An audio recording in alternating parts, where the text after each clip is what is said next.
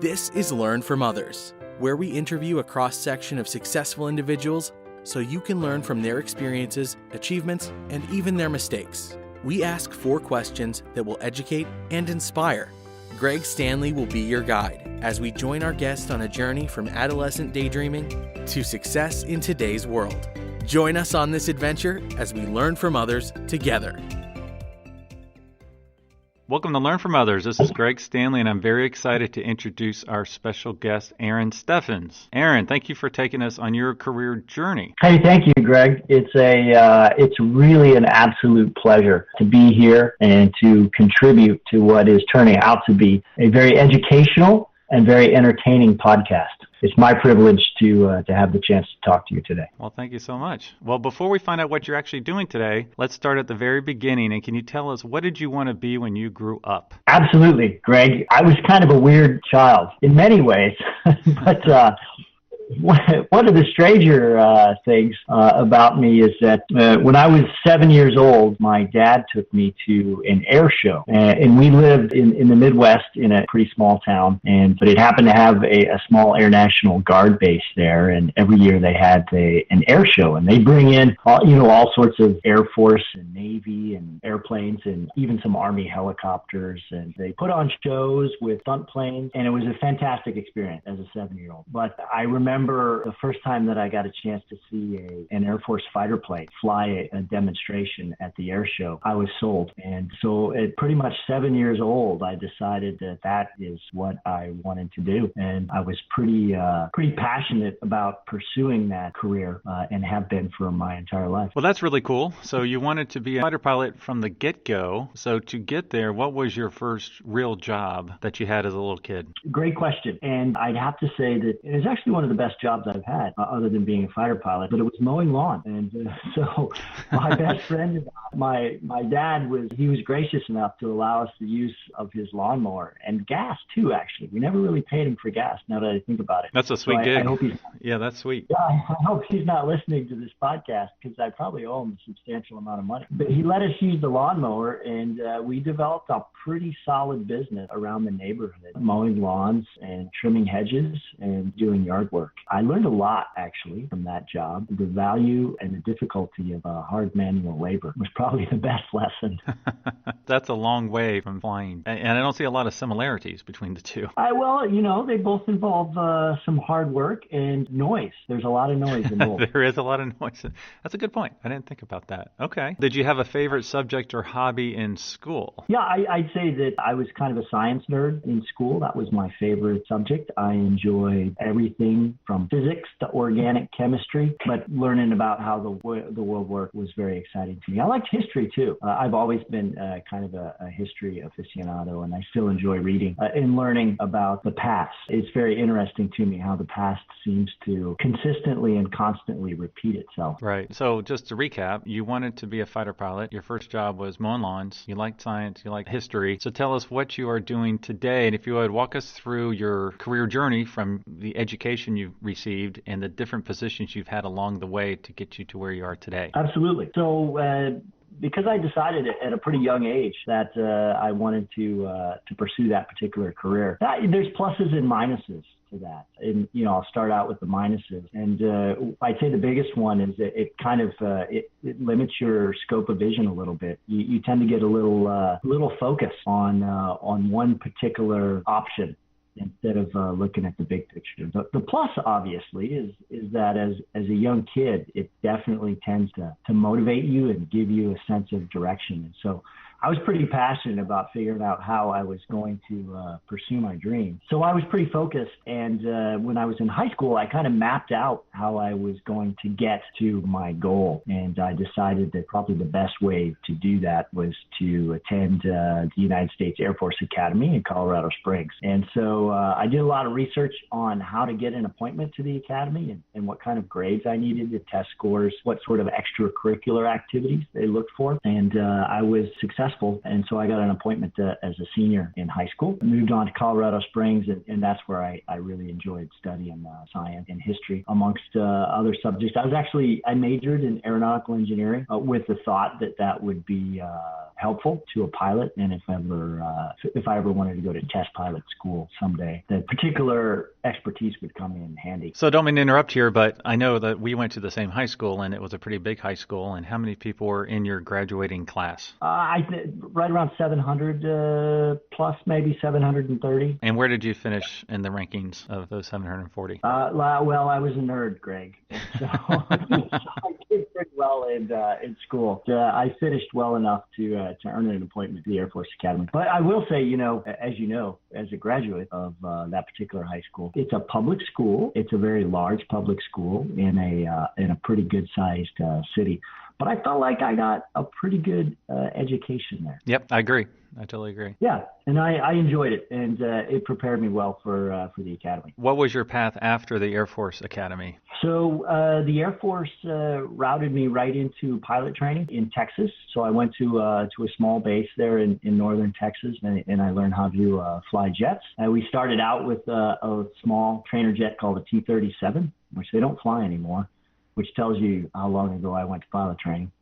and then we moved on to a T-38, which is a great airplane. It's 2 seats, front and back. The student sits in front, and your instructor sits behind you. And it's supersonic. It goes fast, and just an absolute blast to fly. So I finished up on that, and I got selected for F-16s, which was really exciting to me, and kind of the culmination of everything that I had been working for. I moved on to Arizona, to a base just north of Phoenix, where I learned how to fly F-16s. And then started out what has been just a absolutely fantastic, and very grateful to have been able to fly fast jet now for about 26 years almost, as of this summer, with a few breaks in between to go to school and do some other things. But I've had assignments all over the world, gotten to fly in Korea several times, South Korea, as a matter of fact. Spent 4 years flying out of Japan, a small Air Force base in northern Japan. And we spent almost 4 years flying in Italy as well, at a place called Aviano in northern Italy. In addition to quite a few bases back here in the U.S. It has been just the realization of my dream, and a lot of fun too. And I've gotten to serve with some absolutely fantastic men and women in the United States Air Force, and that's probably been the biggest privilege. As you know, I was just reflecting yesterday, Greg. Today is September 12th, and so it is. Yesterday was the 17th anniversary of 9/11, and so that kind of became a defining event in my career as well. So up to that point, before 9/11, I deployed overseas several times. The Air Force really never left the Middle East after the first Persian Gulf War in 91. We flew many missions out of Saudi Arabia and Kuwait and the United Arab Emirates, over Iraq, if you remember, before the second Gulf War, in an operation called Southern Watch, where we basically made sure that Saddam Hussein, who was the leader of Iraq at that time, was relatively contained. And then 9/11 happened, and everything changed. As I was reflecting about this yesterday, I realized that we, as a country and as an Air Force, have been at war for 17 years now, which is by far the longest period in the history of our country. Yeah, I had the opportunity to fly over Iraq quite a bit for several different times in the second Gulf War, in Afghanistan as well. That was one of the highlights of my service, is being able to hopefully do a small part to save American lives. The guys and the gals now who are fighting on the ground down there and serving our country. Now, did you do tours in both Gulf Wars? I was actually in college for the first one, so I was a junior at the Air Force Academy. Desert Storm kicked off in 1991. I had the chance to fly quite a bit in the second Gulf War in 2003, 2005, and 2007. So that, as you know, that it continued for quite a while, and we're still involved in Afghanistan. I served there quite a few times as well, the last time being 2014. How many tours did you do? 5. 5 tours. Altogether. Wow. Okay. Now, what was some of the education you received along your career path there? You mentioned taking a break for some more education. I know you went to the weapons school. Can you tell us a little bit about the additional education you received along your career path? Absolutely. So the weapons school is a great institution that the U.S. Air Force has set up at Nellis Air Force Base, which is just outside of Las Vegas, Nevada. And that's where we bring all of the best instructor pilots and instructor operators in the Air Force. We have not just fighter pilots there, but bomber pilots and transport pilots, tanker pilots, base operators. We have intelligence officers. Basically the whole gamut of operations from the U.S. Air Force. Take those pretty young instructors. I went back in 1999, just when I was kind of mid-career. We put them through a 6-month course. We make them into absolute best tactically at what they do. It's almost like getting a PhD in whatever their operational art happens to be, whether it's flying a fighter plane or being an intelligence officer. So that was a great experience, and that took me very far in my career in terms of being able to execute the best that I could. The Air Force also put me through a few master's programs at a command and staff college and a war college, where we got a chance to take a year and study everything from military history to leadership to strategy.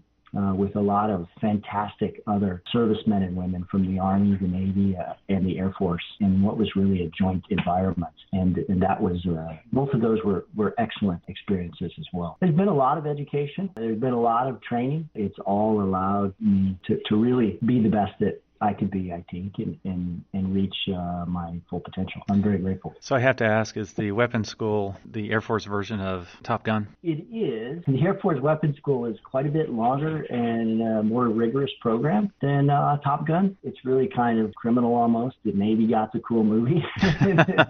Right? We didn't. And, I heard that Top Gun 2 is coming out next year, which is going to be fantastic. Although Tom Cruise has got to be pushing 60 by now, right? Right. Now, what's the time difference? You mentioned the Air Force is quite a bit longer. How long is the naval Top Gun? I think it's somewhere around 2 to 3 months. So it's a fairly short course. Our course at the weapons school is 6 months. Okay. Are you ranked so that at the end of the weapons course, kind of have a ranking of who really excelled and achieved the highest in the class? Yeah, I think the ranking thing is kind of one of those things that movie producers put in to keep it dramatic. They give out a lot of awards at the end for the different members of the class, which is great. So you get a chance for folks to get rewarded for working hard. It's a very competitive environment, and it honestly, for me, it was just a privilege to be a part of it. What is your current ranking? Current rank. I'm a colonel in the Air Force. And I know you were based in Las Vegas for a while. What were some of your roles and responsibilities in Vegas as they related to everyday life, like a day in the life of, and some of the different events you were able to assist with? There's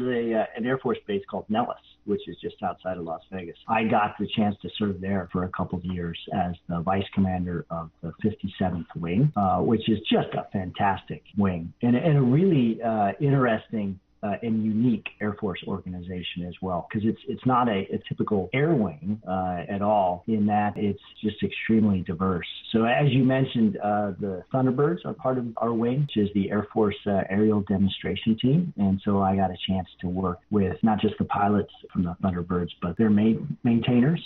So their maintenance personnel and the rest of the team members who make up the Thunderbirds. And I was really just one of the highlights of my career is to work, and if you've ever seen the Thunderbirds perform at an air show, you know just how awe-inspiring their precision and their skill is. And it's a huge team of folks. It's almost 300 folks it takes to come together to make that. I would have never guessed that many.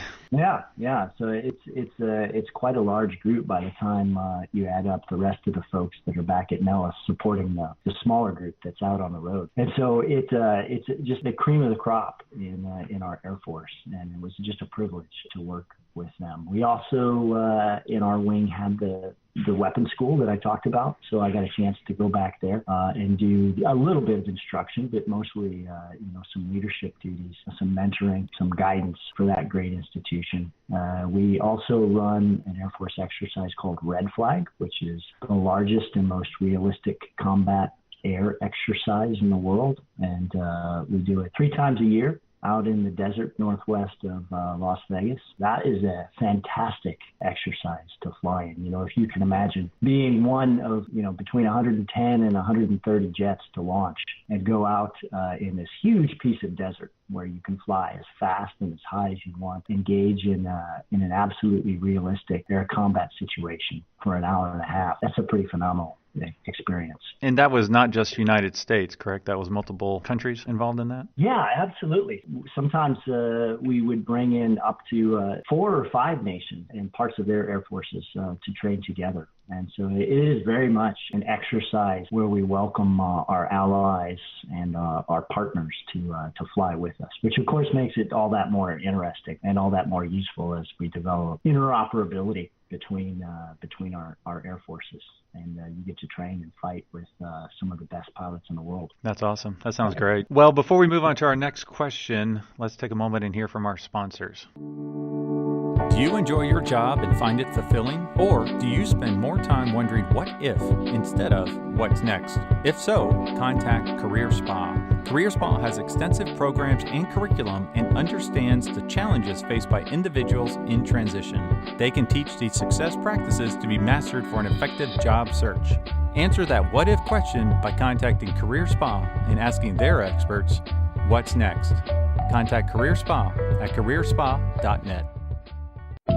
Talent acquisition is key to building a successful organization. Talent Connections is a professional services firm that specializes in recruiting, including executive search, contract recruiting, talent acquisition consulting, and recruitment process outsourcing. Whether you are an individual or a Fortune 100 company, Talent Connections can connect you with success. Contact them at talentconnections.net. Well, welcome back. We just learned what you wanted to be when you grew up, which was a fighter pilot, and what you actually do today, which is an F-16 pilot. So if you could do it all over again, what would you do differently, if anything? Greg, I don't think I'd change a single thing. My wonderful wife of 20 years, we just celebrated our 20th wedding anniversary. Congratulations. So thank you very much. We've been blessed to serve this great nation, a fantastic group of men and women in the United States Air Force, and we've got to do it all around the world at some fantastic, really interesting places like Italy and Japan and South Korea. So no, I wouldn't change a thing. Greg, I've loved every minute of it. It's been hard work, and sometimes it's meant separation, a lot of separation from my family, which has been difficult. But it's been challenging, and it's been very rewarding. So I wouldn't change anything. So let's make the assumption that someone in our audience wants to be an F-16 pilot, or they wish they were in their past life, which I'm going to guess there's a ton of them, including myself. What advice would you give them, and is there a typical career path you would recommend? Well, it's something you need to start looking at when you're relatively young, certainly by the time you're in college, so that you can figure out a way to get into the United States Air Force. And of course, there's other opportunities as well. If you'd like to be sort of a second rate, they call them aviators. And they're not nearly as good as Air Force pilots, but you could join the Navy and fly for them. Ouch. But there's a couple of different ways. So you could go to a service academy like I did. You could also join a ROTC, Reserve Officer Training Corps, in college, which is a great way to get part or all of your college paid for as well. And that will get you into the United States Air Force or the U.S. Navy. And then lastly, you can come out of just about any college with a bachelor's degree and go into officer training school. And the way to do that is to see your local recruiter. The bottom line is you need to get into one of the services as an officer, and then you need to get selected for pilot training. And once you do that, you're well on the road to becoming a fighter pilot. Is there one college degree or study that is more valuable than another? No. As far as the Air Force and training our pilots is concerned, a bachelor's degree is a bachelor's degree. Choose something that you are passionate about, you enjoy, and you think will be valuable to you later on. But it really, for our purposes, it doesn't matter what it is. Okay. And is there any other advice you give someone who wants to be a pilot? Focus. It's a very, very competitive process.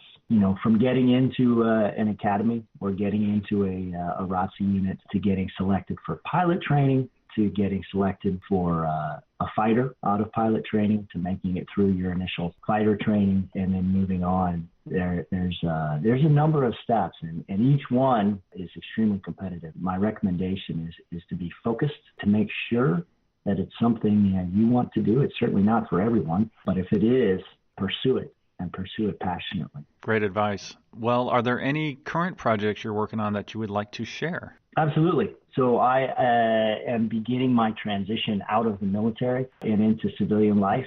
My current project is trying to figure out what Act 2 is for my family and for myself.